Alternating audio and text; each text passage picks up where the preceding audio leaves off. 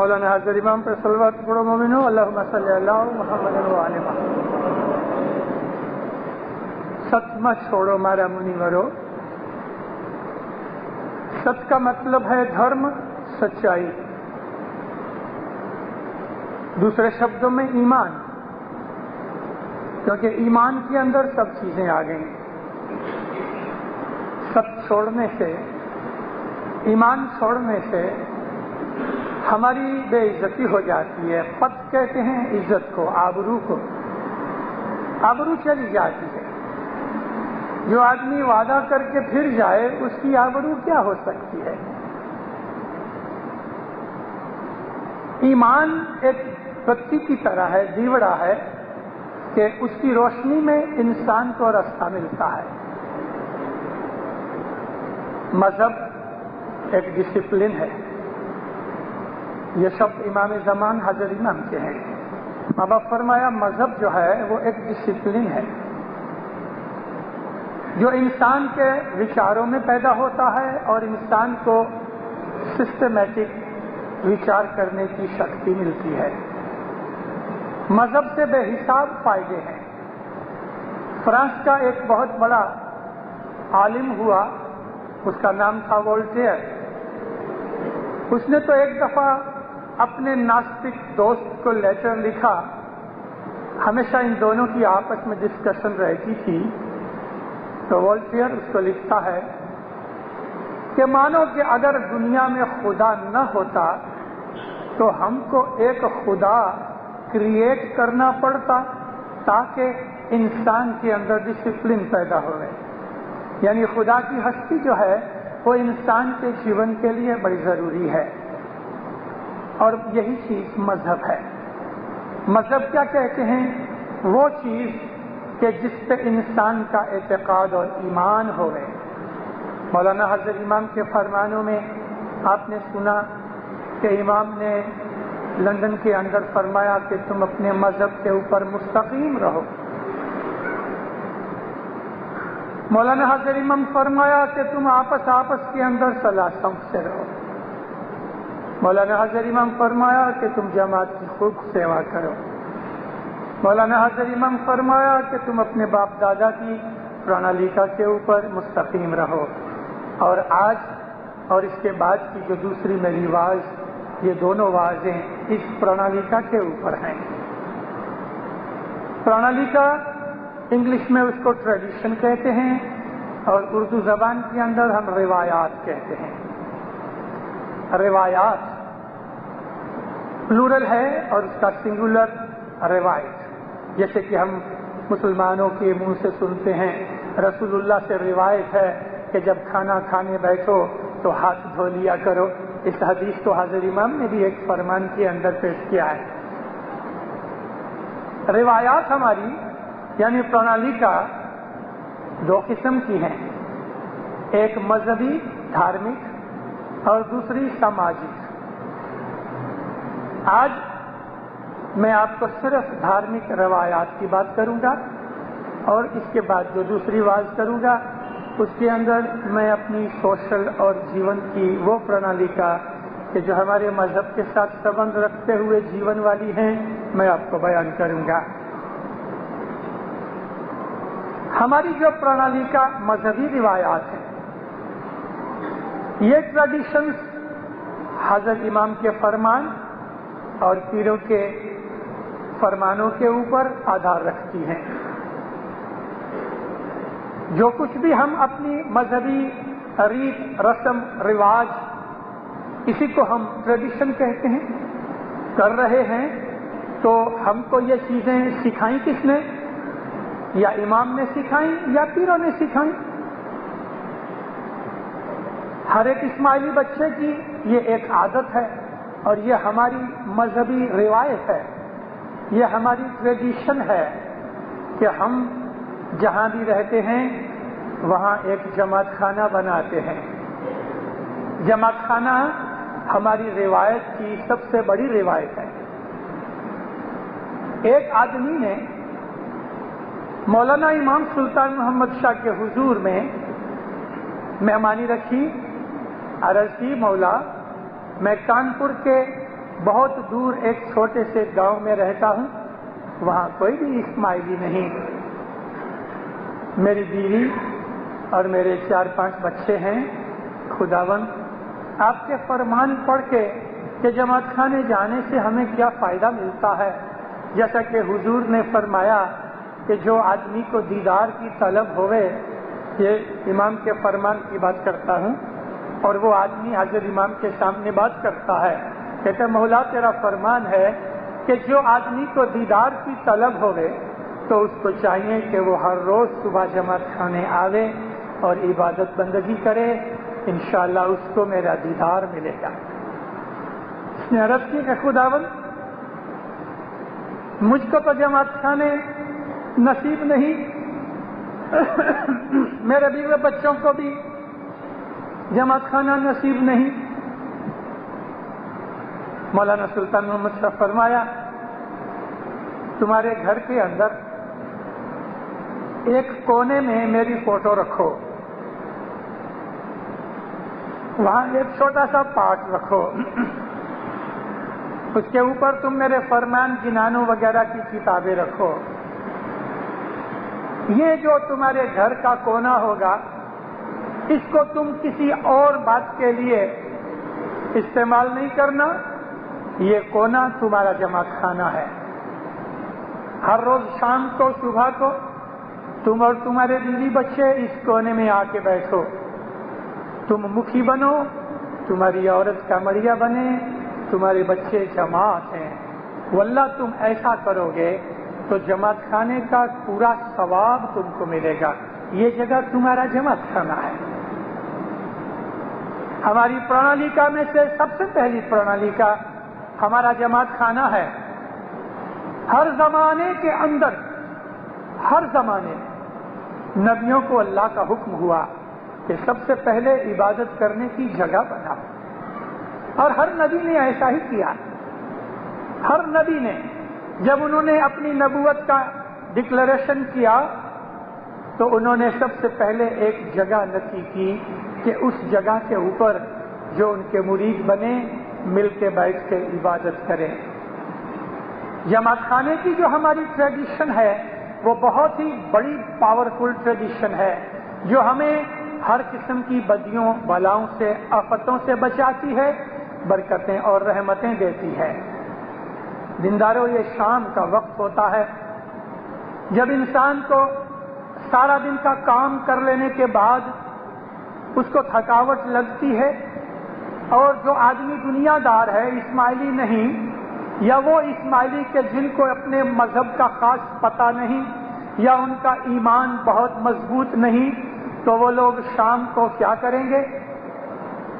شام کو کسی کلب میں جائیں گے، سنیما میں جائیں گے، کسی یار دوست کے گھر پہ جائیں گے، یا کسی ریسٹورنٹ بار میں چلے جائیں گے. وہاں جا کے ٹائم ویسٹ کریں گے. کوئی شراب پیے گا، کوئی جگار کھیلے گا، کوئی گپے مارے گا، کوئی فن فتور کرے گا. ہم اسماعیلیوں کو امام نے ان چیزوں سے بچا لیا. جو اسماعیلی ہے وہ تو جب ہی دکان یا بند کرتا ہے یا آفس بند کر کے گھر پہ آتا ہے تو اس وقت سے اس کی نیت میں یہ چیز ہوتی ہے کہ میں جلدی سے کچھ شاپنگ کرنی ہوگی تو کر کے گھر پہنچوں. گھر پہنچ کے بیوی بچوں کو ملتا ہے، نہا دھو کے تھوڑی سی چائے کافی پی، فریش ہوا، چلو چلو جلدی کرو. ارے بچے تو پہلے سے تیار ہو کے بیٹھے ہوئے ہیں، جماعت خانے چلو. جماعت خانہ ہماری جان کی جان ہے. جماعت خانہ ہماری لائف کی لائف ہے. جس طرح ہم جیون کے بغیر کچھ نہیں، یعنی ہماری زندگی، ہماری جو جیو ہے اس کے کارن سے ہے، لیکن ہمارا جیو اگر جماعت خانہ نہ ہوئے تو وہ مردہ ہے. جو آدمی جماعت خانے نہیں آتے یا جن کو جماعت خانے آنے کی عادت نہیں، حقیقت میں ان کا جیو ہے مردہ جیو ہے، مردہ. آشا جی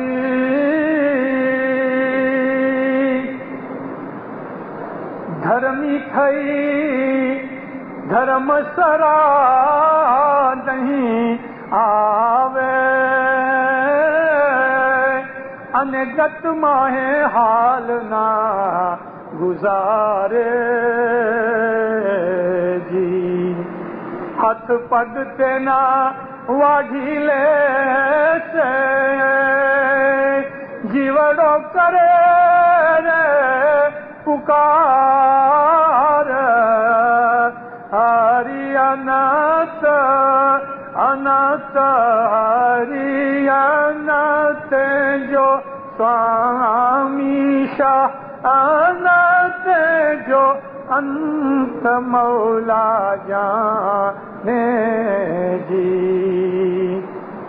پھر حسن کبیر فرمایا تم نے ایمان لیا، مذہب اختیار کیا، مولا کی بیعت کی، راضی خوشی سے میرے مرید بنے، اور پھر تم جماعت خانے نہیں آؤ؟ دھرمی تھئی دھرم اختیار کر کے دھرم سرا نہیں آوے۔ دھرم سرا کون سا؟ جماعت خانہ دھرم سرا ہے۔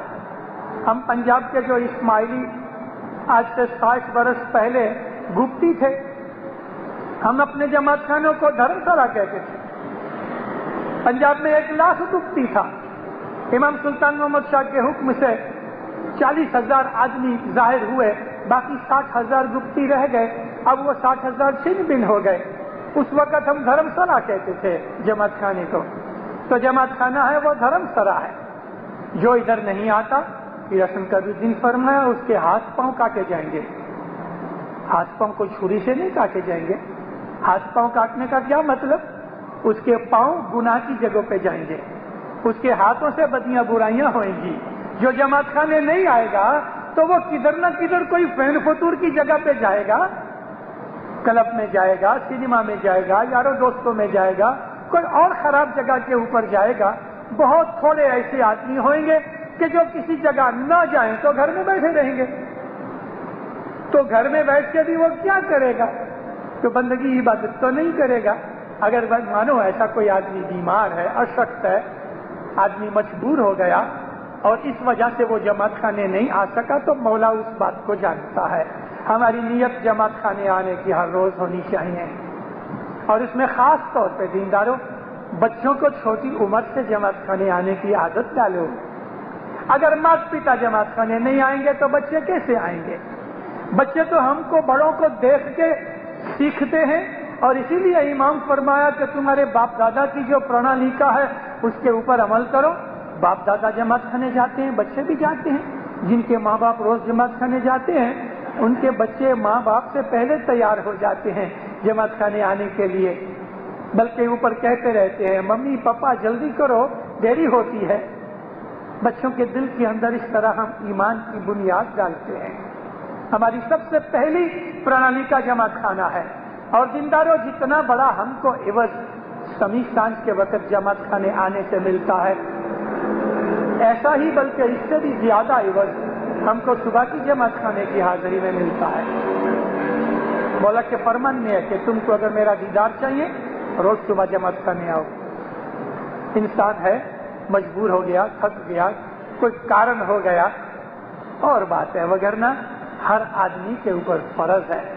ہم لوگ جتنے یہاں بیٹھے ہوئے ہیں، جتنے میری اس وقت واز سن رہے ہیں، سب نے بیعت کی ہے نا؟ یہ بچوں نے بھی کی ہے۔ جب ہم چھٹی منڈاتے ہیں تو مکھی کے پاس لے کے ہم پہلے اس کے بیعت کراتے ہیں حضرت امام کی۔ بچوں نے بھی بیعت کی ہوئی ہے، ہم سب نے حضرت امام کی بیعت کی ہے، اور ہم سب نے پرومس کیا ہے کہ یا مولا تم ہمارے مالک ہو، ہم تمہارے داس ہیں، ہم تمہارے روحانی بچے ہیں، تمہارے غلام ہیں۔ یا مولا ہم تیرا حکم مانیں گے، تم ہمارا ہاتھ پکڑنا، ہم نے وعدہ کیا ہے۔ تو اس وعدے کے اندر کہ جس نے ہم نے کوئی زبردستی سے نہیں، کسی کے کہنے سے نہیں، راضی خوشی سے حضرت امام کی ہم نے بیعت کی ہوئی ہے۔ ہم نے راضی خوشی سے حضرت امام کا فرمان ماننے کے لیے پرومس کیا ہے۔ تو حضرت امام اگر یہ فرماتا ہے کہ روز شام کو جماعت خانے آیا کرو، تو کیوں ہم روز جماعت خانے نہ آئیں؟ اسی طرح حضرت امام فرمایا کہ روز صبح کے وقت جماعت خانے آیا کرو، تو ہم کیوں نہ آئیں؟ اگر حضرت امام نے فرمایا کہ تم 10 پن برابر دو، تو ہم کیوں نہ دیں؟ اگر حضرت امام فرمایا کہ تم جھوٹ مت بولو، تو ہم کیوں بولیں؟ یہ مذہبی پرانالیکا ہے۔ پرانالیکا کیا ہے؟ ہماری روایت جس کے اوپر باپ دادا چلے اور بچے ان کو دیکھ کے چلے، وہ ٹریڈیشن ہو جاتی ہے۔ حضرت امام کے فرمانوں سے ٹریڈیشن نکلی۔ ٹریڈیشن کیا ہے؟ مذہب کے اوپر چلنے کے رستے جو ہیں اس کا نام ٹریڈیشن ہے.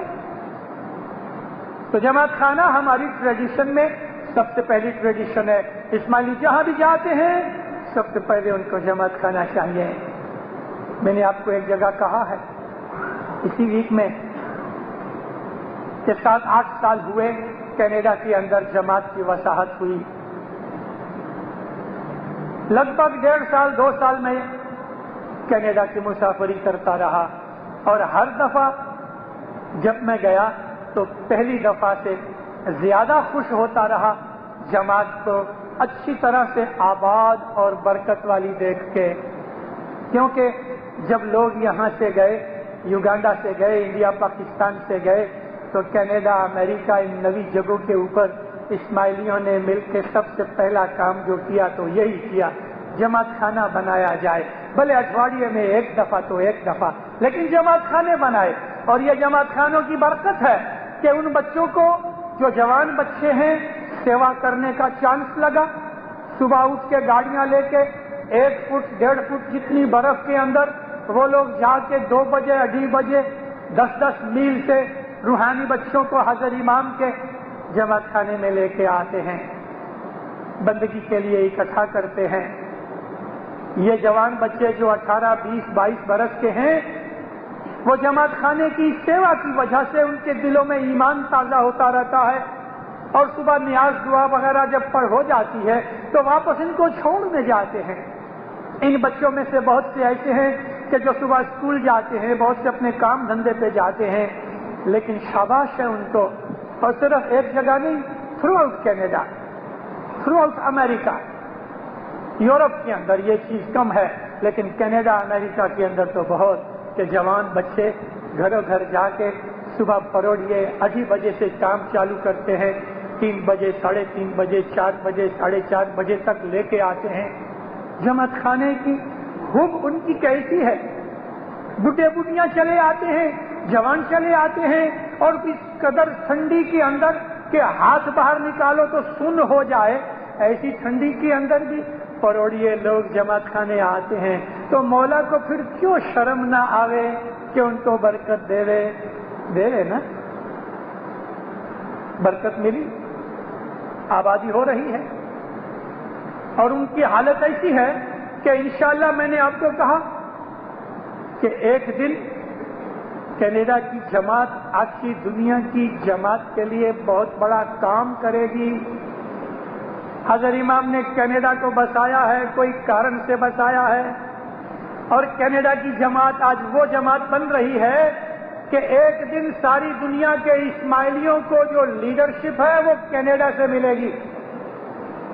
آج سے 50-60 برس پہلے، 100 برس پہلے ہندوستان میں سے لیڈرشپ ملتی تھی ساری دنیا کے اسماعیلیوں کو. مشنری وہاں سے نکلتے تھے، لیڈرز وہاں سے نکلتے تھے، چوپڑیاں وہاں سے نکلتی تھیں، فرمانوں کی ہار مالا ادھر سے نکلتی تھی. اور امام زمان نے بھی ساری دنیا کا درخانہ بمبئی کو بنا رکھا تھا. آج بمبئی پیچھے پڑ گئی، پیچھے ہٹ گئی، اس کی جگہ کوئی اور جماعتیں آ گئی. اب یہ گھوڑا جو کینیڈا نام کا گھوڑا ہے وہ جیت رہا ہے. جماعت خانوں کی طفیل، جماعت خانوں کی سیوا کی طفیل. مذہب چست ہو رہا ہے، بچوں کے دلوں میں ایمان زیادہ ہو رہا ہے. وینکوور کے اندر مجھے ینگسٹرز نے گھیرا اور آخر پھر مجھے مجبوری سے ان لوگوں کی محبت دیکھ کے مجھے ہاں کرنی پڑی. 6.5 گھنٹے ان کے ساتھ میں بیٹھا اور انہوں نے 6.5 گھنٹوں میں مجھے کتنے سوال کیے ہوں گے آپ اندازہ کرو تو اس کا. اور پھر بھی وہ کہتے تھے مشنری صاحب ایک وقت اور بیٹھے. میں نے بولا ابھی تو نہیں ہو سکتا لیکن میں آؤں گا، دوسری دفعہ بیٹھوں گا. ان لوگوں کو اتنی بھوک پیاس ہے مذہبی حالت جاننے کے لیے، ہسٹری جاننے کے لیے، مذہب کی فلسفی جاننے کے لیے، حضرت امام کے فرمانوں کی فلسفی جاننے کے لیے، جنانوں میں چھپی ہوئی باتیں جاننے کے لیے اتنے آتور ہیں، اتنے پیاسے ہیں. 6-6.5 گھنٹے جوان بچے بیٹھے رہے. ٹورنٹو کے اندر جوانوں کی حالت دیکھ کے میرا دل بڑا خوش ہوا. جہاں جہاں وہ واضح ہوتی تھی گاڑیاں بھر بھر کے ادھر جاتے تھے اور جن کو آ کے سوال کرے. میں نے کہا تمہیں کوئی کام نہیں؟ کہتے مشنری صاحب کام تو ہوتے ہیں، آپ ہمارے ہاتھ میں کبھی آتے ہو، 2 برس کے بعد ایک دفعہ آتے ہو، 8 10 دن امک بچوں نے کام پہ جانا چھوڑ دیا. کیوں بھلا؟ ان کو یہ مذہب کی آترتا کیوں لگی؟ پہلی چیز یہ جماعت خانوں سے لگی. دوسری چیز یہ ایجوکیشن ہونے کی وجہ سے ان کے اندر جو سمجھداری پیدا ہو گئی، تو انہوں نے سمجھا کہ مولانا حاضر امام کے ساتھ ہم نے پرومس کیا. انہوں نے یہ سمجھا ہم نے ایک چیز اٹھائی تو ہم اس کو جانیں. انہوں نے یہ سمجھا کہ یہ ہمارے باپ دادا کا مذہب ہے، ہم مذہب کے اندر ڈوب کے دیکھیں تو صحیح کہ کیا ہے. انہوں نے یہ سمجھا کہ دوسرے مذہبوں کے ساتھ ہمارے مذہب کو کمپیئر کیا جائے تو کیسا ہے. انہوں نے یہ سمجھا کہ مولانا حاضر امام جیسا ہمارا امام ہے تو اس سے کتنا لابھ لیا جا سکے وہ دیکھنے کے لیے ان کے دلوں میں آترتا پیدا ہوئی. اور میں آپ کو کہتا ہوں انشاءاللہ آپ دیکھو گے کہ ساری دنیا کے اندر کینیڈا کے لیڈرز لیڈ کریں گے مذہبی حالت. اور ہماری وہ پرانالیکا، یہ امام نے فرمان چالو کیے پرانالیکا کے ادھر سے کینیڈا سے کہ تم اپنے باپ دادا کی روایات کو نہیں چھوڑنا. اس کی شروعات صاحب نے گئے سال ادھر سے کی، ادھر تو آگے ریپیٹ کیا مولا نے. تو دینداروں ہمارا سب سے پہلا جو کام ہے وہ ہمارے جماعت خانے اور جماعت خانے کی حالت کے سمجھنے کا ہے. میں سارا وقت جماعت خانے کے اوپر نہیں لینا چاہتا، مگر اتنا ضرور بول دوں کہ جماعت خانے کی روایات ہماری کیا ہیں، ہمارے باپ داداؤں نے جماعت خانے کو کیا سمجھا. جماعت خانہ، دھرم سرا، گت جملوں، اس کو بہت بڑی قوت سمجھا، اس کو نورانی دریا سمجھا. جماعت کو، گت کو جماعت خانے میں جب اس جماعت کی حاضری ہوئے اس کو گت کہتے ہیں. گت کا مطلب کیا؟ اگر جماعت خانے میں کوئی نہیں، صبح 9 بجے ادھر آؤ تو ادھر کوئی نہیں، تو یہ گت نہیں ہے. ابھی اس وقت گت ہے. مکھی کمڑیا بیٹھے ہوئے دھارمک فرضیں پوری کرنے کے لیے سمی سانج کو یا کسی مجلس میں یا پڑوڑیے یا صبح کے وقت جب جماعت بیٹھتی ہے مذہبی کام کرنے کے لیے تو اس وقت حاضر جماعت کو گت کہتے ہیں. اور جملو جماعت کا مطلب ساری دنیا کے اندر جتنی جماعتیں ہیں اس کو جملہ جماعت کہتے ہیں. لیکن ابھی جو حاضر جتنے بھی لوگ یہاں بیٹھے ہیں یہ گت میں آتے ہیں. جو ابھی گھر میں بیٹھے ہوئے ہیں وہ گت میں نہیں آتے. جب ہم دروازے کے اوپر آتے ہیں ہم ادھر 1 سیکنڈ کھڑے ہوتے ہیں، فوراً ایسا اندر چلے مت آؤ، 1 سیکنڈ کھڑے رہو، دونوں پاؤں ساتھ مل جاویں، تھوڑا نمن کہو اور نمن کر کے کہو ہے زندہ. گت کے ہے زندہ نہیں، ہے زندہ گت کے نہیں. کیونکہ ہے زندہ ہم اپنے ایمان کی ڈکلیریشن کرتے ہیں حاضر امام کی خاطر. ہم جماعت کو ہے زندہ نہیں کہہ رہے، ہم تو حاضر امام کو ہے زندہ کہتے ہیں. گت کے ہے زندہ نہیں ہوتا، ہے زندہ حاضر امام کو ہوتا ہے. دونوں پاؤں ساتھ ملا کے 1 سیکنڈ دروازے کے اندر ذرا کھڑے ہو، نمن کرو اپنے سر کو، کہو ہے زندہ. ادھر جو آدمی آجو بازو میں بیٹھے ہوئے ہیں، جو کہ ہونا چاہیے ہر دروازے کے اوپر، ہماری یہ ٹریڈیشن ہے کہ جماعت خانے کے اوپر ایک آدمی کھڑا رہے، چاہے وہ جماعت بھائی پیڈ ہوئے، چاہے کوئی بھی جماعت کا آدمی ہوئے، والنٹیئر ہوئے. یہ میں ٹریڈیشن کی بات کرتا ہوں جو ہزاروں سالوں سے چلی آتی ہے. بہت سی چیزیں ہم بھول چکے ہیں کیونکہ ہمیں ان کی سگنیفیکینس کا پتہ نہیں ہے. ایک آدمی جماعت خانے میں ادھر کھڑا رہنا چاہیے. بھائیوں میں بھائی، بھائیوں میں بھائی.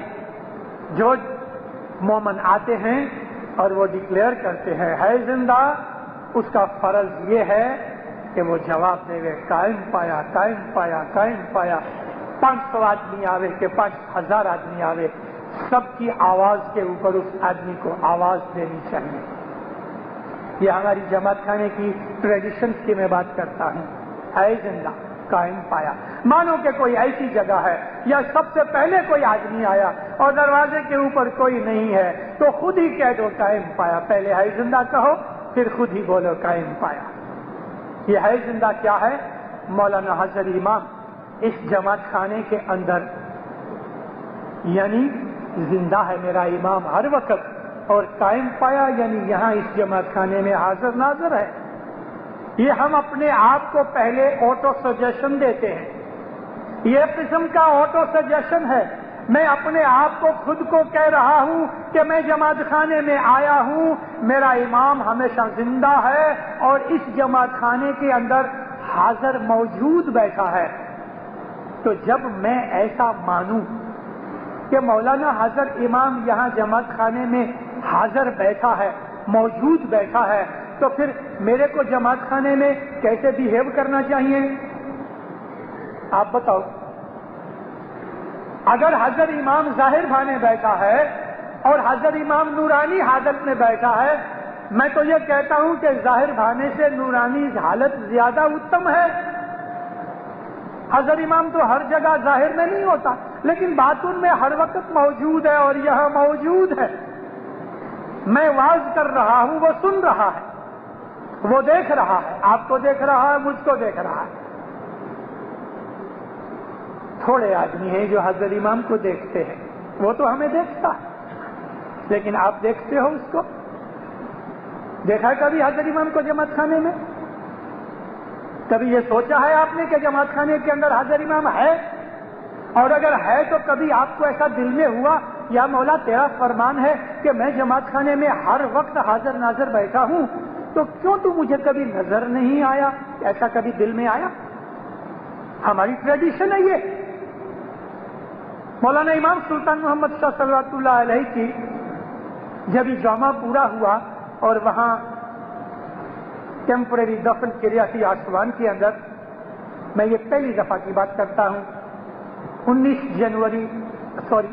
جولائی 57 میں جب یہ باڈی مبارک کو یہاں لایا گیا، اس وقت 350 350 آدمی آخری دنیا میں سے اسماعیلیوں میں سے اکٹھے ہو سکے. 2 برس کے بعد جب یہ پرماننٹ موسولیم بن گیا پھر تو لگ بھگ 4,500 ہزار آدمی تھے، لیکن پہلی دفعہ 350 جتنے آدمی تھے اسماعیلی. سیریا سے کچھ آدمی آئے تھے. لکسور سے ٹرین میں ہم آسوان جا رہے تھے، تو میرے ساتھ ہم لوگ صبح چائے پینے کے لیے جب یہ ریسٹورنٹ کار کے اندر گئے تو مرحوم کاؤنٹ راجانی میرے ساتھ بیٹھے تھے. تو 3-4 سیرین اسماعیلی آئے اور انہوں نے آ کے مجھے یالی مدد کہی.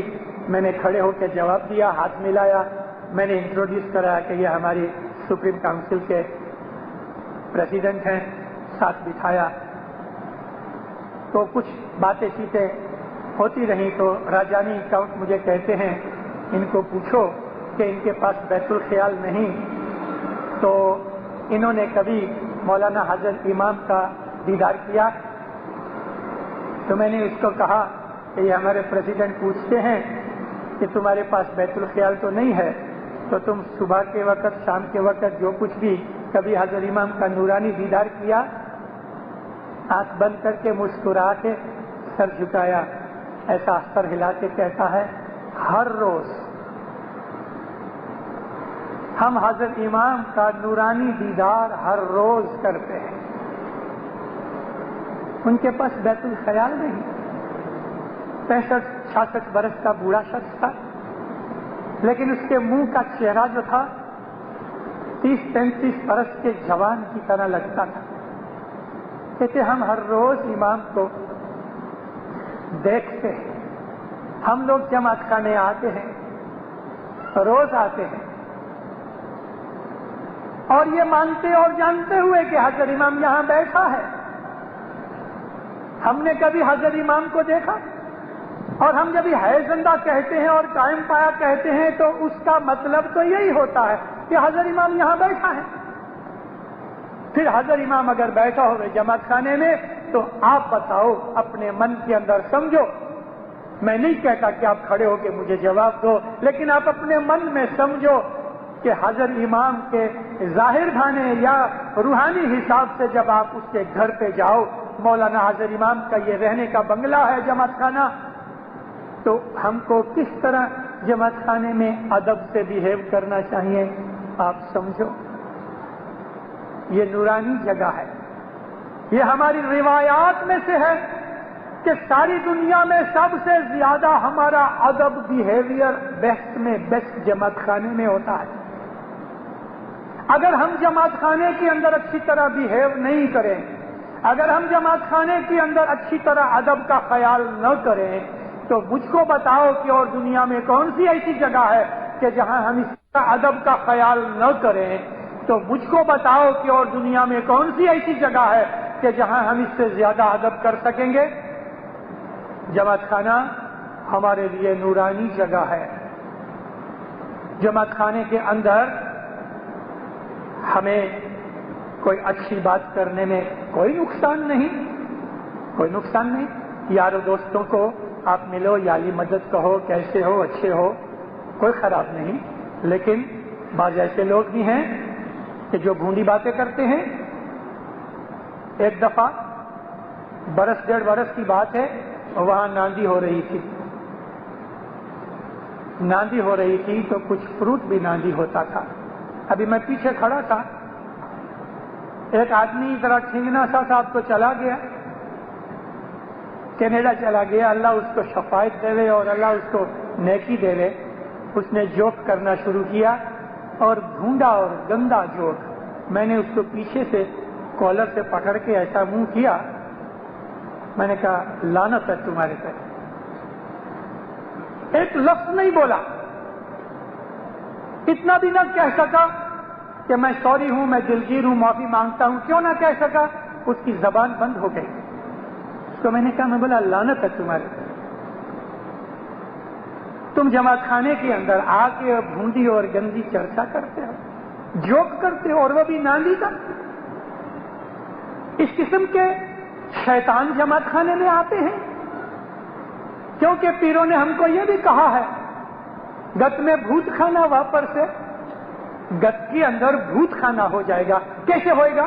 ایسے آدمیوں کا، ایسے لوگ ہیں، ادھر تک وہ دروازہ ہے نا لوہے کا جس میں سے گاڑیاں اندر آتی ہیں، وہ گھر سے نکلیں گے وہاں تک سگریٹ پھونکتے ہوئیں گے، اور ادھر آگے وہ سگریٹ پھینکیں گے، اوپر آ جائیں گے۔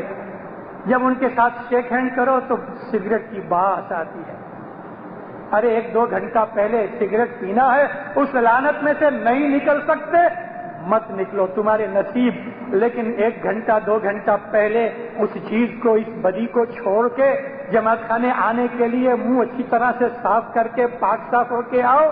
جس جگہ کے اوپر دھوپ لوبان کھیلا جائے اس جگہ تم یہ شیطان کا گو کھیلاتے ہو۔ شیطان کا گو کا شبد میرے نہیں، یہ بھی پیر نے گنان میں لکھا ہے کہ دینت کالنگا کا گو ہے تمباکو۔ وہ چیز ہم پی کے اور جماعت خانے میں لے کے آویں، کسی کے کھیسے میں پاکٹ میں پڑے ہوتے ہیں۔ یہ نورانی جگہ کے اوپر دینداروں اب بتاؤ کہ جو لوگ اس قسم کے بے ادب ہیں، جن کی متی ایسی خراب ہو چکی ہے، ان کے دل میں نور کہاں سے آئے؟ ان کو کہاں سے امام نظر آئے گا؟ ان کی دل کی آنکھیں تو بند ہو چکی ہیں، ظاہر کی آنکھیں بھی بند ہو چکی ہیں۔ جماعت خانے کو اگر ہم نے سمجھ لیا، جماعت خانے کے مرتبے کو اگر ہم نے جان لیا، جماعت خانے کے اندر آ کے کبھی ہماری عبادت بندگی اچھی طرح نہیں دھیان لگا، مانو ہمارے وچار ادھر ادھر گھومتے رہے، لیکن اللہ میرے یہاں کوئی بھی حساب میں، کسی بھی قیمت میں، کسی بھی طور پہ جماعت خانے کا بے ادبی نہیں ہونی چاہیے۔ کبھی آپ نے بے ادبی نہ کی تو بھی آپ کو خداوند اس کا عوض دے گا، لیکن عبادت بندگی کرنے کے بعد بھی جو آدمی بے ادبی کرتا ہے اس کی بندگی عبادت جل جاتی ہے۔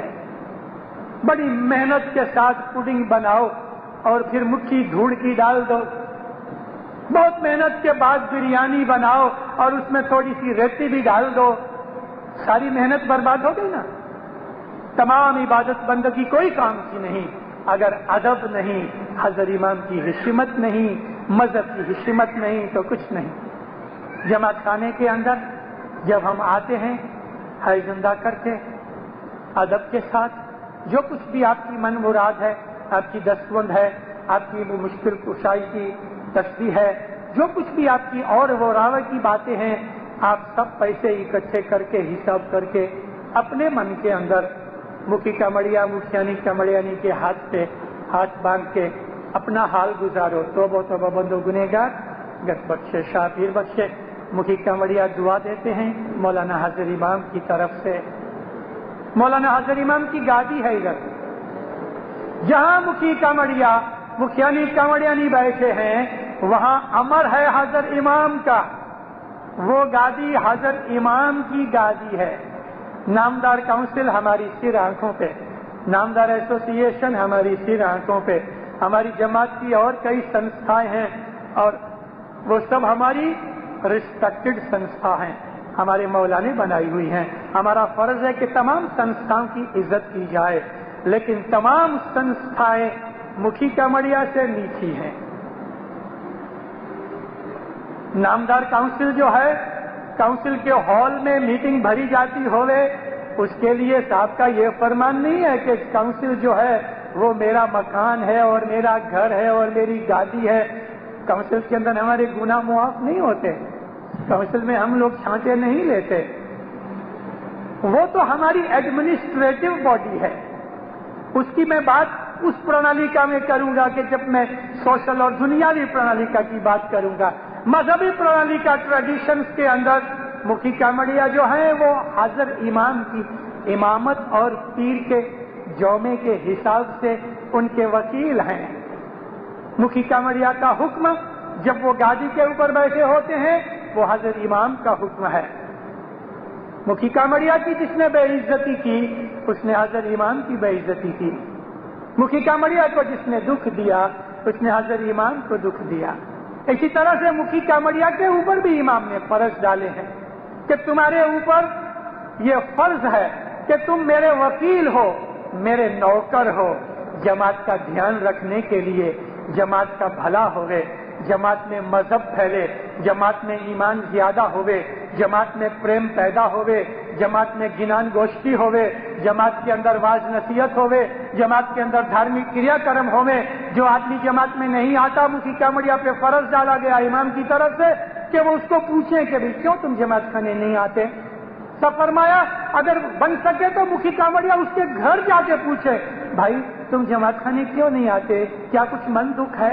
जिस तरह जमात के ऊपर ये कहा गया कि जमात का फर्ज है कि मुखी कामड़िया की इज्जत करे, इसी तरह से मुखी कामड़िया के ऊपर कहा गया कि वो धर्म फैलावे, मजहब का फैलावा करे, मजहब का जोश पैदा करे, जिससे बच्चों का ईमान ताजा होवे, रूहानी बच्चों के दिल में हाजिर इमाम की मोहब्बत ज्यादा होवे, मुखी कामड़िया जमात को ज्यादा से ज्यादा लाभ देवे।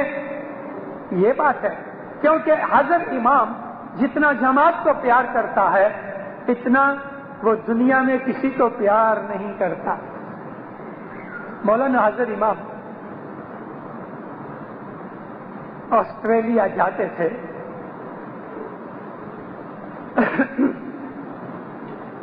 ऑस्ट्रेलिया जाने से पहले साहब जब पेरिस में से अपने खुद के प्लेन में निकले, अभी वो प्लेन दुनिया का कोई भी बड़े से बड़ा प्लेन भी पेरिस से ऑस्ट्रेलिया तक एक ही फ्लाइट में नहीं जा सकता।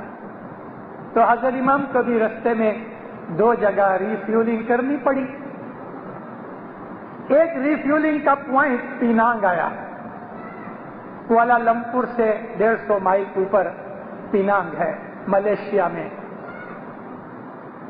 अभी किसी को पता नहीं था, लेकिन ये प्लान पहले से 10 दिन पहले से रिलीज हुआ और एयरपोर्ट के जो आदमी थे उनको ही सिर्फ खबर थी कि फलानी तारीख को ये नंबर का प्लेन इधर आके रिफ्यूल करेगा। उसकी परमिशन भी चाहिए, लैंडिंग परमिशन भी चाहिए। पिनांग के एयरपोर्ट के ऊपर जो कंट्रोल टावर है उसमें एक मुसलमान, सारा मलेशिया मुसलमान है, एक मुसलमान भाई अपने मलेशिया की काउंसिल का जो प्रेसिडेंट है उसका बहुत अच्छा दोस्त। तो जब ये साहब का प्लेन आने का इधर परमिशन वगैरह का सब टेलेक्स आया तो इस आदमी ने उसी वक्त टेलीफोन उठाया। इसको कहता है, दोस्त मैं तुम्हें आज एक ऐसी खबर सुनाऊं कि तुम खुशी से नाचने लगो, लेकिन टेलीफोन पे नहीं बोलूंगा, तुम मुझे आके मिलो। उसने बोला, तुम बोलो तो सही, किस बाबत में है? कहता है, वो नहीं कहूंगा। ऐसा उसको दोस्ती के हिसाब से प्रेस किया। प्रेसिडेंट गया इसके पास, उसको कहा, देख परसों नामदार आगा खान का प्लेन इधर उतरता है और नामदार आगा खान ऑस्ट्रेलिया जाते हैं। तो बड़ा खुश हुआ। हाजिर इमाम कभी मलेशिया नहीं गए अब तक, बहुत खुश हुआ, इतना एक्साइटेड हो गया कि सीधा वो भाग के मुखी कामड़िया के पास गया और उधर से उसने टेलीफोन किए, सिंगापुर टेलीफोन किए, कुआलालंपुर टेलीफोन किए, आजू बाजू के गांवों में टेलीफोन किए। हमारे देश में हाजिर इमाम आवे, लोगों ने दुकानें बंद कर दी। मोस्टली मलेशिया के अंदर जो इस्माइली हैं 90% जो हैं वो व्यापारी हैं। सब दुकानें वगैरह बंद करके कोई मोटरों में, कोई प्लेन के अंदर, पिनांग के एयरपोर्ट के ऊपर इन लोगों ने तंबू लगाया, शामियाना बांधा, आके बैठ गए। टोटल कुछ आसरे 800 की जमात हो गई। मौलाना हाजिर इमाम का प्लेन जब लैंड हुआ तो माँ बाप ने देखा तंबू है और अंदर उसके इस्माइली बच्चे हैं। मौलाना हाजिर इमाम नीचे उतरे, प्रेसिडेंट फूलों का हार लेके आगे गया। माँ बाप ने दोनों हाथ ऊंचे करके उसको मना किया, तुम्हारा हार नहीं पहनूंगा। तुम यहां आए क्यों? मैंने तुम्हें कोई टेलीग्राम नहीं किया, मैंने तुम्हें कोई प्रोग्राम नहीं भेजा, और तुम इधर क्यों आए? तुम तो ठीक आए, लेकिन तुमने मेरी जमात को यहां क्यों बुलाया? कहता, खुदा ने हमको पता लगा। माँ बाप फरमाया, मैं अच्छी दुनिया में घूमता हूं, तो क्या जिधर जिधर मैं जाऊं तो मेरे पीछे पीछे घूमते रहोगे? मेरा कोई प्रोग्राम नहीं, मैं आऊंगा नहीं। बहुत गर्म हुए, वो तो आदमी थर थरने लगा। कहते, खुदावन हमको पता नहीं था आप नाराज हो जाएंगे, आप नाराज हो, मैं माफी चाहता हूं, सफर मैं तुम्हें माफ नहीं करूंगा। यानी साहब तो पहले तो इमामत के जोश में आ गए। बेगम साहबा आस्ते से कहती है पीछे से कि इसकी वजह से नहीं, लेकिन जमात की वजह से तो ठंडे हो। माँ बाप की मूड बदली। माँ बाप फरमाया, तुमने मेरे रूहानी बच्चों को यहां तक बुलाया, जमात की खातिर मैं आता हूं और उनको दीदार देता हूं, लेकिन तेरे को नहीं, मैं तुझे माफ नहीं करता। तुमने ऐसा क्यों किया? उसने बहुत माफियां मांगी। हाजिर इमाम जमात में आए, जमात में आया तो हंसने लगा, सारी मूड चेंज हो गई, गुस्सा निकल गया। जब जमात के अंदर उसकी देखा मूड चेंज हो गई तो प्रेसिडेंट उठा और मौला के पांव में गिर पड़ा। आखिर तो रहमत वाला है। देखो प्रेसिडेंट, इस दफा हम तुमको मुआफ कर देते हैं, खबरदार दूसरी दफा ऐसा नहीं करना। नहीं करूंगा खुदावन। मेरा मतलब कहने का क्या था कि जमात की खातिर मौलाना हाजिर इमाम नरम हो गया। जमात जो है उसके अंदर मौला का नूर है, शाह पीर दोनों का नूर जमात के अंदर है। जो काम पीर नहीं कर सकते वो जमात करती है। पीर की बंदगी इबादत से जमात की बंदगी इबादत मौला ज्यादा सुनता है। गत जमात जो है उसकी अगर दुआ मौला नहीं सुने तो फिर मौला दुनिया में और किसी की नहीं सुने। और जमात की तो वो कभी इनकार नहीं करता। गत न कया नरजी माने महाजिमा नहीं पूछाए, ये जमात है।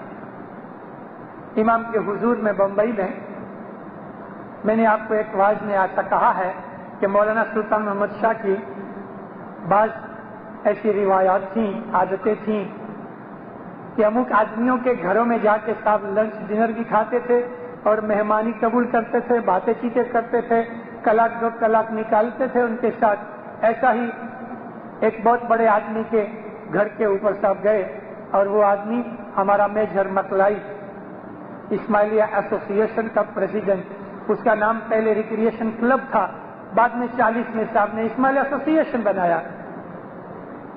इमाम उसके घर पे गए, खाना पीना खाया, उसकी फैमिली के साथ बैठे थे तो कहता है मौला मेरी एक अर्ज है। सब फरमाया क्या है? कि खुदावन बहुत वर्षों से मेरा कुछ गड़बड़ हो गई थी, हिसाब बराबर नहीं था, मुझे ऐसा लगता है कि मेरी दसवंत की भूल चुका है, आप खुदावन आप मुझको दसवंत का छांटा दो। हज़रत इमाम फरमाया मकलाई तुम रिक्रिएशन क्लब का मिशनरियों का चीफ है, तुम हमको इधर अपने घर में ये काम के लिए कहता है, ये काम मेरा नहीं है, ये जमात का काम है, तुम मुखी के पास जाओ। अभी मुखी हसन लालची देवराज के साथ जरा ऐसा थोड़ा सा अनबनाव था, उसका तो दिल न चाहता था कि मुखी के पास जाके तो माफी मांगे, बाज आदमी ऐसे हो के साथ दरकार नहीं होता तो कामड़िया के पास जाता है, चलो भले जावे। बात तो ऐसा होता है कि कामड़िया के पास नहीं, मुखी के पास ही जाना चाहिए। ऐसा कुछ नहीं है दीनदारों, मुखी कामड़िया दोनों के पास हम किधर भी दुआ करा सके, जिधर भी हम जा सके। कभी मुखी कामड़िया ने किसी और को अमर दिया है तो वो अमर की बात होती है, यहाँ कोई व्यक्ति की बात नहीं, हज़रत इमाम का अमर है उसकी बात होती है। तो इसने मौला को प्रेस किया। मौलाना सुल्तान से फरमाया अच्छा कितना बरस तुम्हारे ख्याल में अच्छी तरह दस्तूर नहीं दी? तो इसने कुछ टाइम की बात की। माँ बाप फरमाया अच्छा हमारे सामने 1.25 लाख रुपया रखो। अब इसने सोचा था कि हज़रत इमाम 1500 रुपया लेके छांटा दे देगा, अब उसने मांगा 1.25 लाख, तो 1.25 लाख तैयार भी नहीं था और 1.25 लाख तो बहुत बड़ी बात हो गई, तो ये चुप हो गया। मौला हंस पड़े, मकलाई हम तुमको बोला तुम जमात खाने जाओ, अमा मुखी 2 पैसे लेके तुमको छांटा देगा, वल्लाह कयामत तक मुआफ है। 1.25 लाख रुपया मांगता है, तब भला उसकी जगह खाली मुखी कभी 2 पैसे मांगेगा ना तो कयामत तक हिसाब तेरा मुआफ। जमात ये चीज है, जमात एक बड़ी पावरफुल बात है। जो आदमी जमात के अंदर आता है वो हज़रत इमाम के अंग बन जाता है, क्योंकि जमात हज़रत इमाम का अंग है। मौलाना सुल्तान मोहम्मद शाह ने इस बात का एक दफा खुलासा किया है, जमात से हमारो अंग से, मेरा बदन जमात है, मुखी मेरा राइट हैंड है, कांवड़िया मेरा लेफ्ट हैंड है।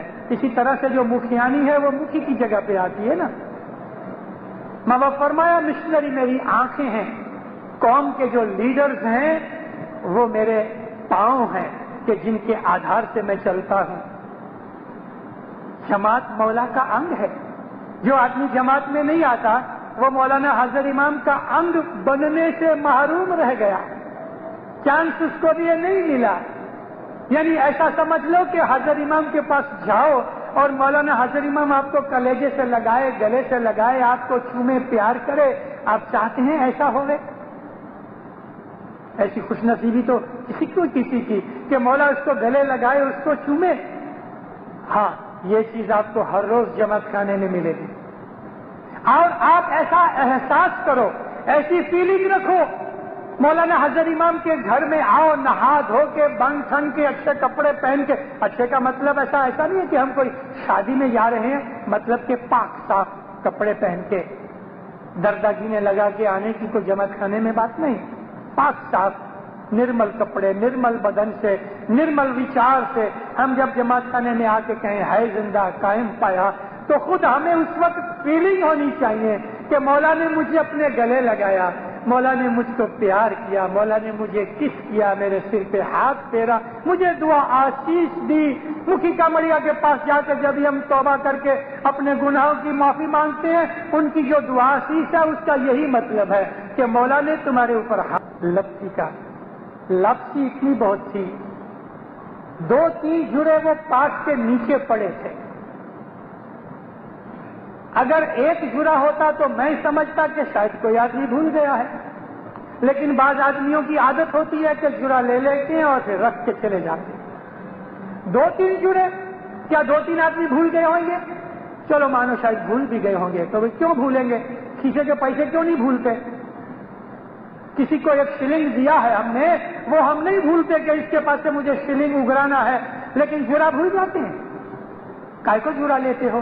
कई आदमी सुकरीत ज्यादा ले लेते हैं, नहीं खा सकते तो फेंक देते हैं। कचरे के उन डब्बों के अंदर से सुकरीत निकलती है, झूरे निकलते हैं।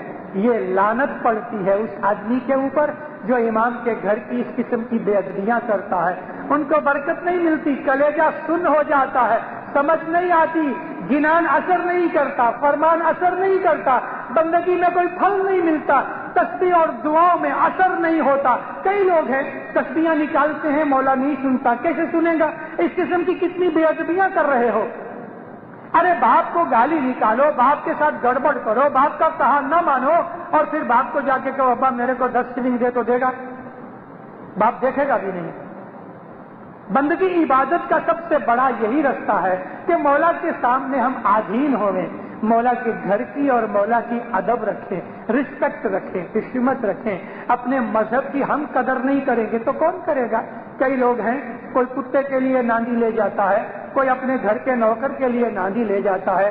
अरे भाई, ये नूरानी माल तुम कुत्ते को खिलाते हो? ये नूरानी माल तुम नौकरों को खिलाते हो?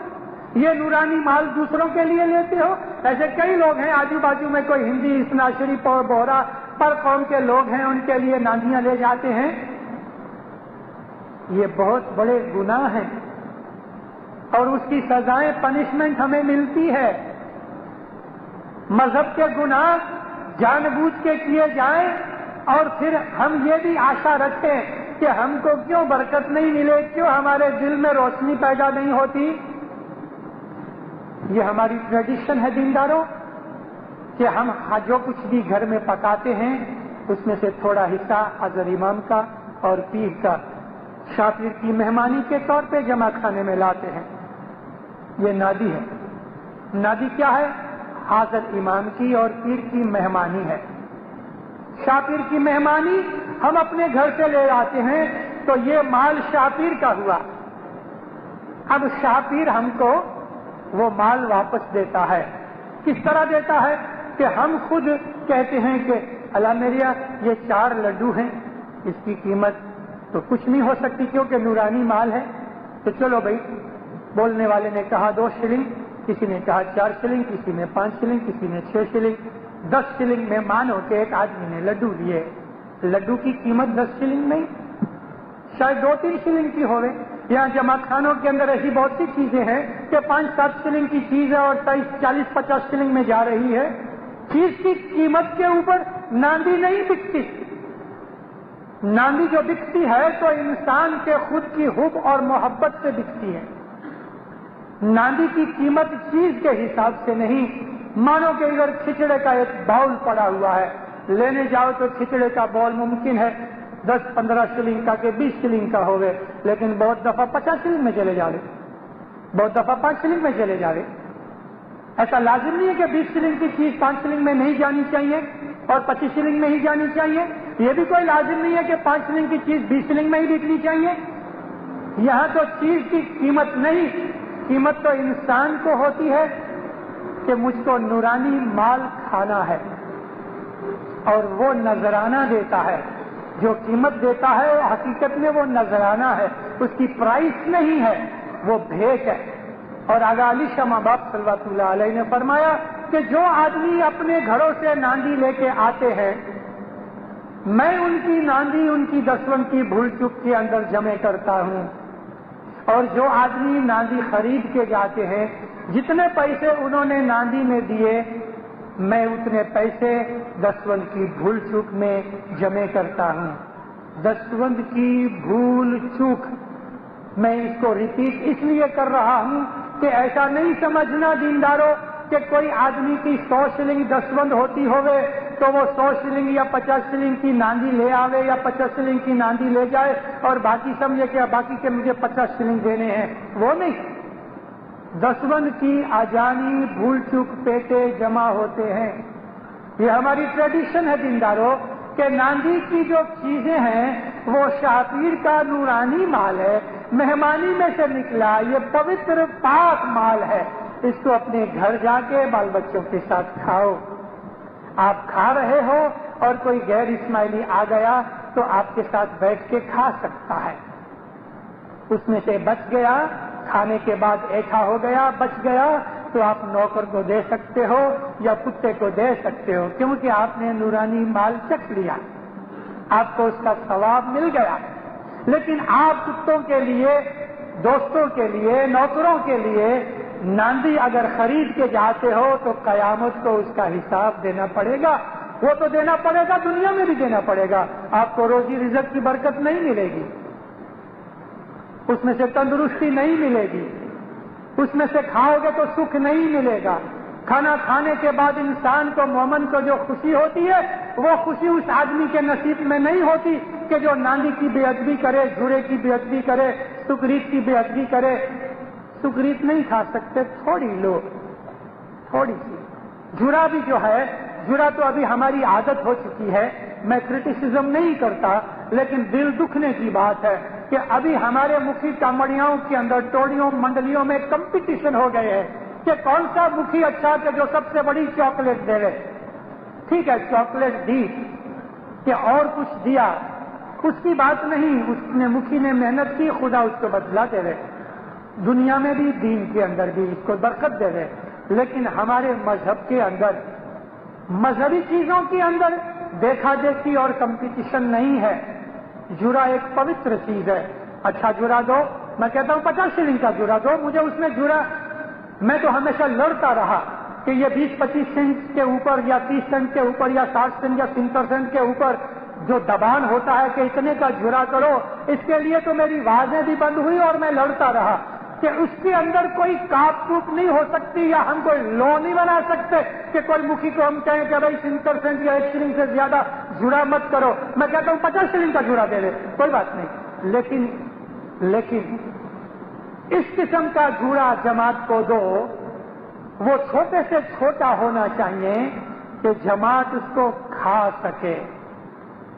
ایسا جڑا مت دو کہ جو نہیں کھا سکے اور پھینکا جاوے. میں تو یہ کہتا ہوں، کبھی میرے نصیب میں تو مکھی کامڑیا بننا نہیں ہے کیونکہ مشنری ہوں، اور مشنری مکھی کامڑیا بن نہیں سکتے مسافریوں کی وجہ سے. لیکن میں کبھی مکھی بنوں تو میں کھنڈ کی ادھر پلیٹ رکھوں، ایک ایک چٹکی اٹھاؤ، اپنے سیدھا منہ میں ڈالو. کھنڈ کی پلیٹ، جڑے کے طور پہ ایک چٹکی کھنڈ اپنے منہ میں ڈالو. جڑا چھوٹے سے چھوٹا ہونا چاہیے، چاہے وہ 50 شلنگ کا ہوئے. سونا سوٹ کے بناؤ جڑا کو، 50 شلنگ نہیں 100 شلنگ کا بنے، لیکن تھوڑا تو تھوڑا. جماعت میں بہت سے ایسے لوگ ہیں جن کو ڈائبٹیز کی بیماری ہے، وہ لوگ چاکلیٹ نہیں کھاتے، ان کے بچے کھاتے ہیں. بڑی بڑی منڈلیوں کے اندر بھی یہ پرتھا ہے کہ بڑی بڑی 8-8 اونس 16-16 اونس کی چاکلیٹ دی جاوے. یہ چاکلیٹ کوئی لازم ہو گیا ہمارے مذہب کے اندر؟ ایسی کوئی ٹریڈیشن نہیں. اور جڑا، ایک بات ضرور ہے کہ جڑا، ہماری ٹریڈیشن یہ ہے کہ ہمیشہ میٹھا ہونا چاہیے. یہ بڑے بڑے ریشمی بھجیے، یہ کٹلیٹ اور کباب اور یہ میٹ پائز اور پھلانی پائز، یہ کوئی جڑے کی باتیں نہیں ہیں. اور جڑا کوئی کھانے کی لانی نہیں ہے. جڑا تو حضرت امام کی طرف سے ہم جماعت کو مہمانی میں سے ایک چھوٹا سا کण اٹھا کے دیتا ہے، اس کا نام جڑا. حضرت امام کھانا کھاتا ہوئے اور اس میں سے ایک لقمہ چھوٹا سا اٹھا کے آپ کو دے کر کھاؤ تو آپ کتنے خوش ہو جاؤ. حضرت امام بیٹھا ہے، آپ اس کے سامنے بیٹھے ہو، حضرت امام انگور کھاتے ہیں، ایک انگور درخت توڑ کے آپ کو ایک دانہ دے، آپ کتنے خوش ہو جاؤ. اس کا نام جڑا ہے. یہ کٹلیٹ، کباب، بھجیے، سموسے، یہ جڑے کی چیزیں نہیں. جڑا ہمیشہ میٹھا ہونا چاہیے.